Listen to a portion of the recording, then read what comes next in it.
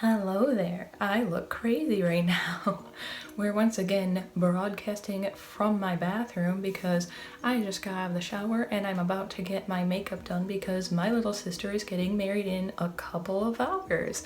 And I'm the only one awake in the house at the moment, so I decided why not turn the camera on and yammer about some of the stuff that's been on my mind while I'm doing my eyeshadow. I'm hoping that this is going to pan out because it's kind of an ambitious look and I won't have a lot of time to change it if it turns out terrible. But isn't that just the way? Like, every time we know we do not have the time to be making mistakes, that's when we decide, let's do like this full glam look that we've never ever tried before. So I've had something on my mind for about a week now, but obviously since I was getting ready for wedding stuff, I couldn't really find the time to talk about it. And that is the fact that I enjoy watching documentaries. I have since I was a kid. Like, I was that 10, 11-year-old that instead of watching cartoons or Disney movies at night, I was watching 48 Hours mysteries and stuff because it interested me. And that's not one of those like, oh, not like other kids things. It's just, a fact. I just enjoyed that stuff. And my mother could not figure out why for the life of her little kid wanted to watch things like that. But like, honestly, it helped me a lot because when you watch like several hours of kidnapping shows and murder shows and stuff, eventually you start kind of getting a sense of what that person did, for lack of a better word, wrong in the situation and what they did right. So you get a better sense of how to protect yourself. And I have had to put that stuff into play at certain points in my life where I did actually find myself in danger. And just remember, it's not like when you're in danger and someone's attacking you, you're just sitting there consciously thinking, oh, in that one episode of this show that I watched, they said do this. No, it's not like that at all. Just, it's almost like this permanent subconscious memory. Your brain is just like, okay, well, in this scenario, this is what we need to do, so that's what we're gonna do. So it's pretty cool that after a while, you notice stuff like that. You also notice the people around you more. You start picking up on when someone is not someone you should be around. You're like, okay, this person's giving me some pretty bad feelings. They're doing some stuff that's not great. You basically just get a better sense for people when you watch a lot of like documentary type stuff, especially when it comes to like crime dramas and stuff. Now, that being said, I did not have cable or anything when I was growing up. I just had, like a couple of, I think I had ABC, I had Fox, NBC, like the big news channels, obviously.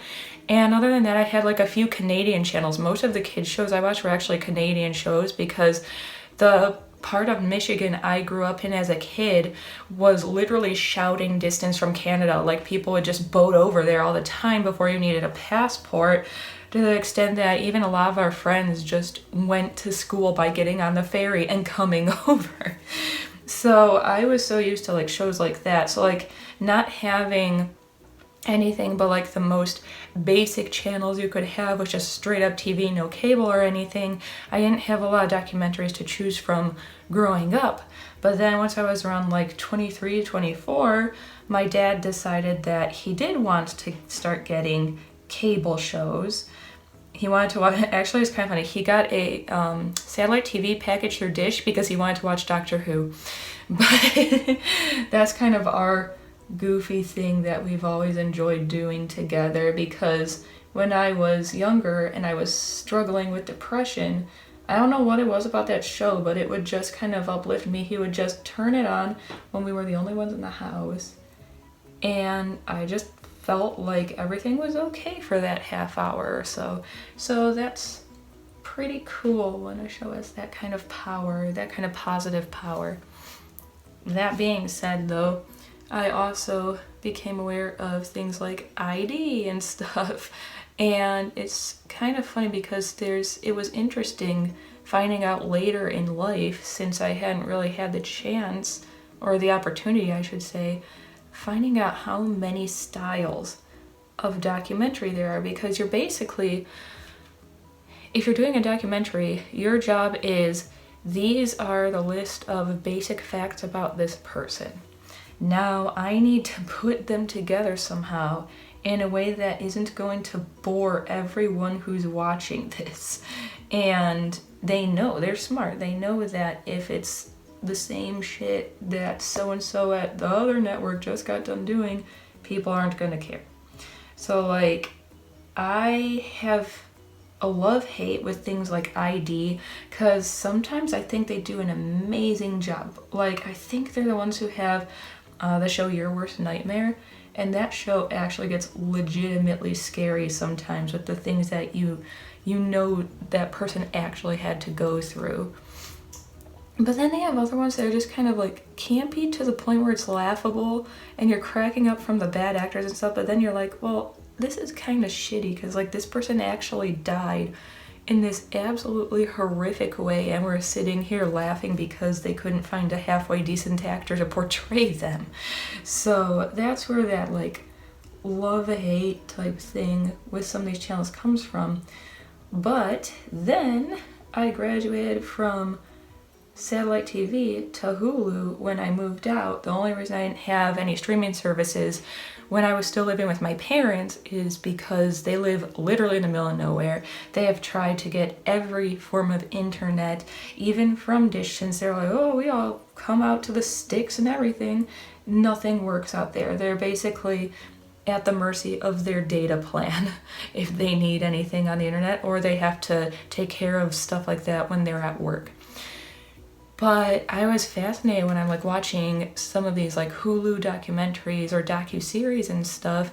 And then of course, like I had Netflix back when you would get a package in the mail with a DVD and you just had to hope the DVD was going to work, which was always a little scary. But I only have had like streamable Netflix for the past 3 years. And it was kind of funny because I like to try anything. I'll try anything, you know, like stuff doesn't really bother me. So I was like, well, I'll go ahead and try, you know, Netflix documentaries too. If I tried Hulu, I'll try Netflix also.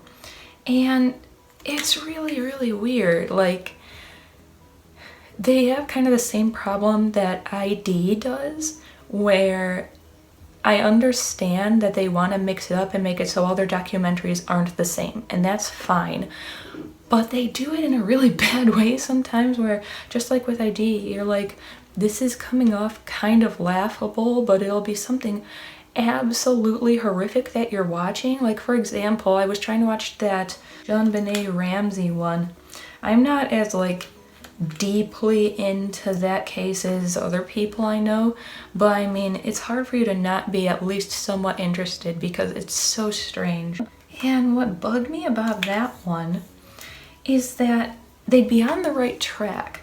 They would be like explaining the facts of her life and her family and stuff really well, but then out of nowhere they would do this weird stylistic thing where they were like acting like, oh, we're interviewing the people who are gonna be portraying her family in this, because for anyone who hasn't watched a Netflix documentary, one of their stylistic things, at least that I've noticed, is that they like to do a mix of just telling you the facts and of having actor portrayals, so that you kind of get just the info dump if you're someone who's a little more analytically minded, but if you're someone who, you know, wants to feel that empathy for that person, it's a little easier when you are just watching someone pretend to be them and you can get a better sense of what that person was actually going through. But like the JonBenet Ramsey case, like no matter how into it or not interested you are, it's awful. Like a small child died for absolutely no reason, and we still don't know why or who did it or anything really. Not 100%, we like people can speculate, but we don't have definitive proof of anything. And like I was saying, they would get so close. They'd get the facts right, they'd get you really interested in like the family dynamic and stuff. And then on where they would cut to these actors who would be like, I'm blah blah blah and I'm gonna be playing John Bonet's dad or something, and they would cut from like how awful and tragic it is that this little girl is dead to this like a grown-ass man slow motion falling to the ground like William Shatner in Star Trek and just being like, oh my child, and it was like, what the hell is happening right now? Like, how did we get from one of these to the other? And it was just like really pulling me out of the moment. And I was noticing that a few of their documentaries kind of follow that formula, and it just wasn't for me. It's fine if it's something that's okay for you, but like it just pulled me out of the moment to the point where I just couldn't take the documentary seriously as what it was. So I kind of just didn't watch Netflix documentaries anymore. It wasn't like a boycott or anything, I just wasn't interested. And then I saw a newer one recently and I was like, oh, now you got my attention. And that one was called The Social Dilemma. The reason it got my attention where other ones hadn't is because it was a documentary. Again, it was kind of that mix of info dump and actors portraying just a made-up family. This time it wasn't like trying to portray someone who actually exists or existed. This time they just created their own characters, and I think that's why it worked better in this case than it has in other ones, because you didn't get pulled out by going, well, this is kind of, disrespectful or something, or like, I don't think that's how that person would have been. You didn't really have to worry about that because these people were made up by Netflix. And it was basically supposed to be this family. I believe there was like a mother, a son, and a daughter. And the daughter was one of those people who's like extremely anti-social media and like, oh, we need to go back to our roots where we just talked to each other in person and stuff. And the son was very social media oriented, where like his whole life pretty much revolved around his phone. And then the mother was kind of floating in the middle, where she could see the benefits of social media, but she was also like, okay, my kid is like living in his phone, this is getting ridiculous. So they had that nice balance. And like I said, in this case, I thought it made a lot of sense to do it this style, because when you're talking about social media, it's easy to lose people, because if you get preachy about it, they just feel like you're telling them to put their phones down, and people don't want to be told what to do, and they don't want to be lectured about the same thing over and over again, which is kind of what tends to happen with this issue. So instead, they were like, well, here's, people that you can do like a self-insert with. Which one do you relate with the most? Because when you've got someone who absolutely adores it, someone who doesn't really like it or care for it at all, and someone who, is just kind of omniscient, you're going to relate with somebody in the documentary, obviously. The other characters they created were the people who are basically selling your data on social media. And selling your data is one of those things I think all of us have always been aware of in some capacity, but we haven't been really sure just how far it goes. So what they were doing with that is kind of explaining a little bit better the fact that they're not going to be like, taking illegal shit and selling it or anything, but they watch you. They watch everything you're doing on social media. They like hawk, especially your Facebook. Facebook was like the worst one for it. They really watch close at everything you do, everything you like, everything that you don't like, who you interact with and why, all that kind of stuff, which is already pretty invasive, honestly. Like, I don't know about you, I still think that's pretty invasive, legal or not. And they sell it to these ad companies, and what they were explaining through these little like made up characters, the like data salesmen basically, is the fact that they basically let all these big hotshot rich advertisers try to make a guess at what the next thing you're going to do on social media is, and basically whoever is correct and the highest bidder ends up getting to advertise to you, and that is why you're like, what the hell, I was just talking about like my realtor, and all of a sudden I'm getting stuff from, Trulia all over my Facebook, but I didn't go on Trulia today. What is going on? That's why that kind of stuff is happening. And it was such an interesting documentary because they never once seemed like they were just trying to get you to firmly agree or disagree with any set thing. Instead, they showed you like the positives and negatives of everything that happens as a result of these people doing what they're doing, and you kind of decide for yourself how far you think they should be able to take things like that. And like I said, even though like it's not harmful data or anything that they're selling, it was still really invasive that I'm like, during the worst points of your life, when you're like in a family group on Facebook or something because your grandma died or something and you're all just trying to be there for each other, a bunch of rich people are watching you like a soap opera, trying to guess who's gonna, impulse buy to help calm themselves down or something, and they're just seeing you as like hamsters in a cage and not really as humans. Because like, let's face it, you can argue all day long that, oh no, that's not the case, but like, how can you see someone as a human being and then treat them in this way, see them in this way as just a bag of money, basically? Like, you can't. So it was just, I don't know, it was interesting. It's kind of scary because you're like, well, if they've gone this far so far, and this is the stuff that they've been willing to admit to, how much further could they be going behind the scenes and not telling us, or how much further will they go in the future? Because the main reason that this stuff is still going on is because we keep getting made aware of it, but everyone's complacent in it. Like, you watch this documentary and you're like, now I know that these rich people are basically just taking my data and selling it and harassing me in a way with it. But what do you do after that? You go on Facebook and you talk about this social media documentary that you just got done watching. Like, it doesn't solve anything because we're all so addicted to our phones. We're also addicted to social media and to the numbers game and to the popularity game that we can't put it down even if we wanted to.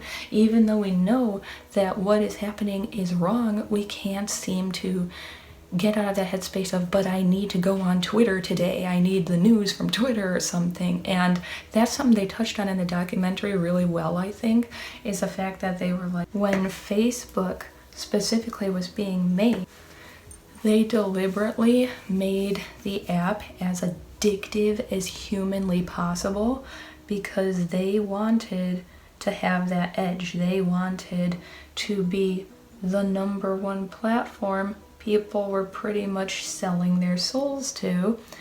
And let's face it, it worked, because I remember a lot of people leaving MySpace for Facebook, hating Facebook, and I was like, well, if you hate it, why in the world are you there? But it was because it was a whole new audience, a whole new way of getting people's attention and of having more friends in your friend list than the girl you went to high school with and stuff. And I think that something it didn't quite touch on, the documentary, that I noticed is that the people I see on social media who get sucked into the numbers game the most and who are just like, you could tell them, like, if you go on Instagram or post on Instagram tomorrow, like, somebody in your family will die or something, they would still go on anyway. It's the people who never had a chance to shine in their life before. It's the people who were bullied in school. It's the people who have gone through a lot of personal tragedy. It's the people who were invisible before in a school setting, but now that the entire world can see them and not just, a few people in a classroom, it's different. Now the whole world is saying, no, your school was wrong, you're beautiful, you're wonderful, and you start associating your self-worth with those numbers on that screen. And it's really terrible and really sad. And I think that a lot of us have seen really good people go downhill as a result of that. It takes a ton of strong will to be on social media just for the fun of it and not let the numbers get to you. I even know that as a small creator, I created my Facebook account because most of my family members that I don't really get to see were there. Like, they didn't have a good phone plan or something, so they couldn't handle people calling or texting. And I was like, well, it's this or nothing, basically. But I've never really been a big fan of it ever since I got on it. And the reason I got on Instagram is because I was suffering from body dysmorphia and other ED type stuff. And I noticed that, at least for myself, when I would take a picture of only my face, I wouldn't put my body in the shot, just my face, and I would force myself to say, I like this about my face, I like that about my face every day.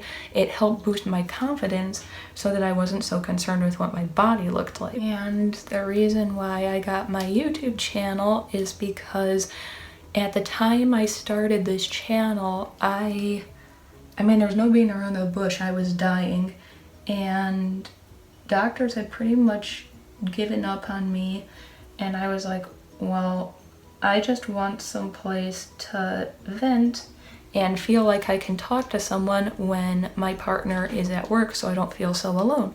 So I would just get these random little thoughts in my head when everyone was at work and busy and couldn't talk to me, and I would just say them to the camera instead. And my reasons for being on social media haven't changed that much since then. I'm still primarily on every platform that I am for the fun of it. And yeah, I still have teeny tiny YouTube channel. I still have teeny tiny microscopic Instagram and stuff.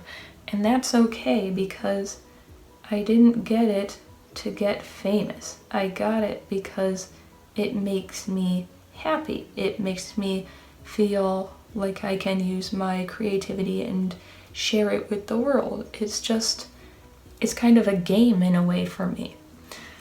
But that being said, I'm not, immune to what everyone else goes through. I'm not just this, majestic person who's never bothered. I still do have those moments where, I have a pain flare or something and I can't upload on my YouTube channel for 2 or 3 weeks at a time because I can't bring myself to film because I'm in too much pain. And I see when I finally get back on that I've lost like 20 subscribers of my minuscule amount that I have.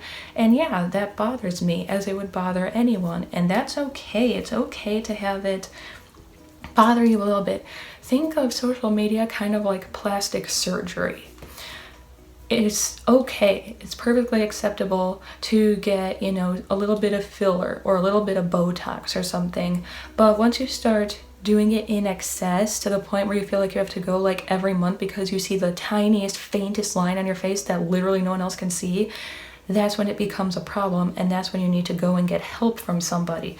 I think of social media in much the same way as that. It's okay if it matters to you, and good on you if you're doing well, but also just understand that nothing lasts forever. Eventually, someone else is going to come along who's going to have something different to offer, something new and innovative that's going to get everyone excited, and you might be pushed at the back burner. And make sure that whatever you've emotionally put into what you're doing on social media won't allow you to get completely shattered when that person outshines you.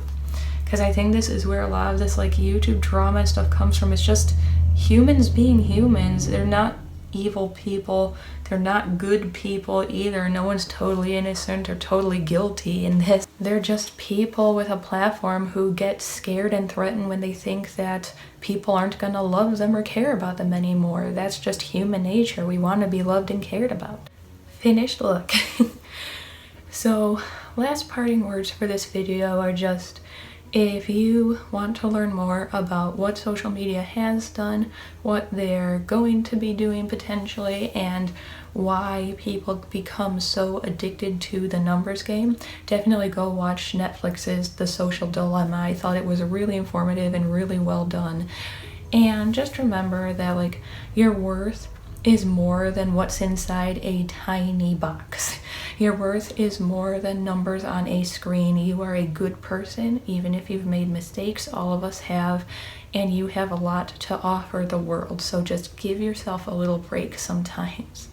So, as always, do something that makes you happy today, no matter what anyone else thinks about it, and I will see all of you again soon.